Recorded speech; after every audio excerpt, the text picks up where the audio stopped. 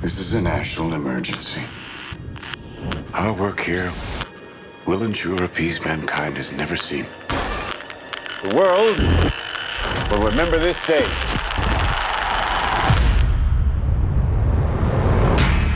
This is arguably the most important story of our time. The stakes really couldn't be any higher. It's profound, but it's told in a very human way. Everything Chris Nolan has done has been a prelude to this. This is not a film, this is an experience. It is a heart-in-your-mouth thriller.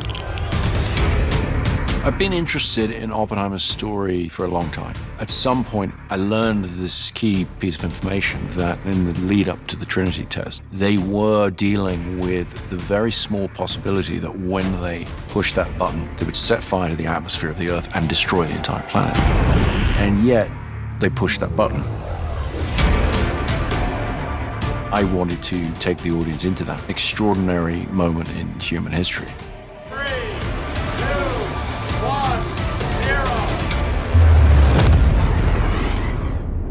All America's industrial might and scientific innovation connected here. A secret laboratory. Cillian playing Oppenheimer was the centerpiece of the film, but I knew that he was going to need the most extraordinary ensemble around him. Let's go recruit some scientists. The people involved in the Manhattan Project were charismatic individuals. They're very talented. The world that Oppenheimer inhabits is filled with rock star scientists. And I think because we have all these fantastic actors, you really buy that. It felt like I was playing sports with some of the best athletes. Every single person has come to set knowing that they have been hired because somewhere along the line, Chris thought that you did a good job. And this goes for crew as well. Action!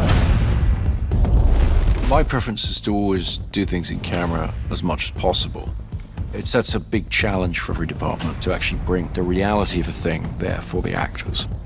Every crew member on this film has to adjust their work for the IMAX screen. IMAX can contain 18K resolution per frame, which is by far more than any digital camera. It gets thrown up on a gigantic screen, and the moment you watch it, it's very evident. The quality is unprecedented. This is a story of America in the 20th century, so I think it can be painted on that big of a canvas, and what better way to do that but with IMAX cameras. Why would we go to the middle of nowhere for who knows how long? I always try to use real locations as much as possible. With location shooting or sets, the more things can just be real, the better they're going to feel to the audience. There's almost no studio work on this film. Everything is location. The sets were built in such a way that they felt incredibly authentic. We built our Los Alamos at Ghost Ranch, New Mexico, which is along the same mountain range that Los Alamos proper sits on. This was very important, and I based all of this on research. We built all of these buildings 360. We want it to feel like you are right there, you are in this is happening, this is real. This isn't a backlot. It's just the most transporting thing, you know, when you're there and it just looks exactly like Los Alamos 1940s must have looked, and you know that no detail has been overlooked. You know, we also shot in a huge amount of the real locations. We shot in Oppenheimer's house, in Los Alamos. We shot in Princeton. Walking through Princeton, it's really very funny because people, you know, they're walking around and they go, shooting those scenes, playing the characters who really had versions of these events happen there, you just get a real charge out of it, you know? This is a matter of life and death. But I can perform this miracle. When you do Chris's movies, things that when you read a script you normally would think would be visual effects, you know that you're going to be doing this stuff practically. They had to film the world of quantum physics. Their whole unit was one big science project. I was daily very jealous. it's kind of back to the old days.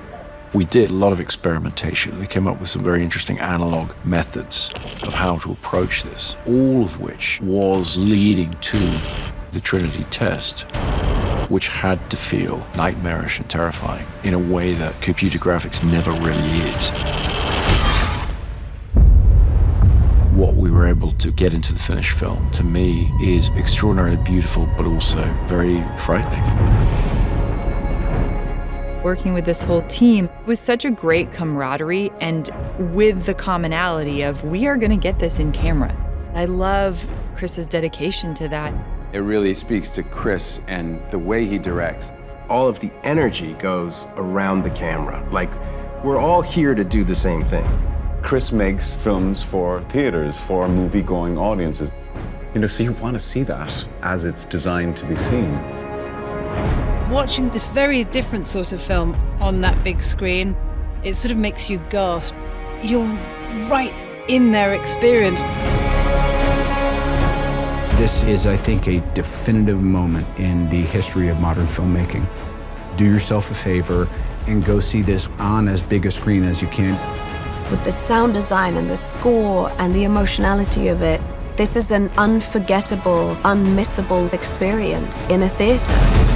You are the man who gave them the power to destroy themselves. We made Oppenheimer on the largest scale possible because the idea is to come and experience this. His story is monumental and epic and extraordinary. It really has to be seen on the big screen to be believed.